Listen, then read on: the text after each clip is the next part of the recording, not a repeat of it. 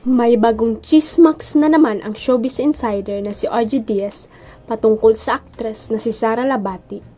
Ayon kay Audrey, spotted na may kasamang lalaki si Sara sa isang restaurant sa Hong Kong.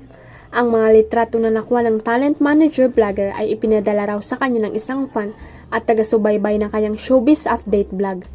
May balitang Hong Kong tayo, may nagpasa lang ng mga litrato sa akin kasi may mga kababayan tayo doon sa sobrang avid fan at viewer nitong ating showbiz update. Panimula niya sa latest YouTube video kasama si Mama Loy. May nagpasa lang ng sa akin, mga retrato. Oo, ng sightings. Kasi meron tayong kababayan doon na sobrang avid viewer nitong showbiz update natin, Tapos pinasa niya, nakasabay daw niya sa restaurant sa Hong Kong si Sara Labati. Nasa kabilang table si Sara at merong kasamang lalaki si Sara. Kwento niya, nakasabay daw niya sa restaurant sa Hong Kong si Sara Labati. Nasa kabilang table si Sara at may kasamang lalaki si Sara. Sinabi rin ni Audrey sa nais na sanang magpa-picture ng kanyang source sa actress, pero nahiya raw ito dahil kumakain na sila ng kasamang afam. Kaya ang ginawa raw ay pinictura na lang ng nasabing fan si Sara sa kabilang table. Tanong naman ni Mama Lloyd, sino yung kasamang lalaki? Abay, hindi natin alam, sagot sa kanya ni Audrey. Patuloy niya, hindi natin alam kung ito ba ay bagong paniligaw ni Sara o baka naman kamag-anak ni Sara. Chika pa ng talent manager, kasi daw parang natapon ng something yung lalaki. Pinunasan ni Sara. Natanong din daw ni Audrey sa kanyang source kung kasama rin ni Sara ang dalawang anak nila ng dating mister na si Richard Gutierrez. Ang sagot daw sa kanya ay hindi po silang dalawa lang. Sino yung kasamang lalaki? Ba hindi natin alam. Hindi natin alam kung ito ba ay bagong manliligaw ni Sara or baka namang kamag-anak ni Sara.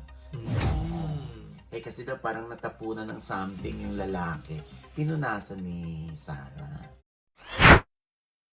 Ang aga ng promo ng pelikulang pinagsasamahan ni na Alden Richards at Catherine Bernardo. Ang hindi kasi alam ng marami, ang pagdalo ni Alden sa nakaraang birthday party ni Catherine kasama ang cast ng 2019 hit movie na Hello Love Goodbye ay nagsilbering testing ground kung positibo pa rin ang pagtanggap ng publiko sa tambalan ng dalawa. Tagumpay naman ito, kaya ang ending na pagdesisyonan ng Star Cinema Bosses na gawa ng sequel ang nasabing pelikula na kumita ng 880 million worldwide.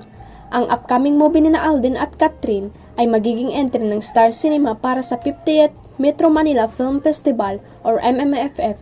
Ngayong taon ang magdedirect ay si Cathy Garcia Sampana with her same production staff.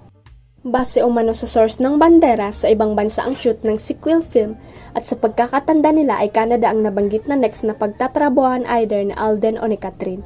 At speaking of box office, na-curious tuloy kami kung bakit hindi sequel o prequel o kaya naman another Ding Dong Dantes at Marian Rivera movie ang gawin ng nasabing production company for MMFF 2024. Alam naman natin ang pelikulang Rewind noong MMFF 2023 ay may hawak na highest grossing film of all time na base sa Wikipedia ay kumita ng 902 million. Hindi kaya dahil gusto na ng ABS-CBN as Star Cinema na sulo na nilang i-produce ang entry nila sa MMFF this year?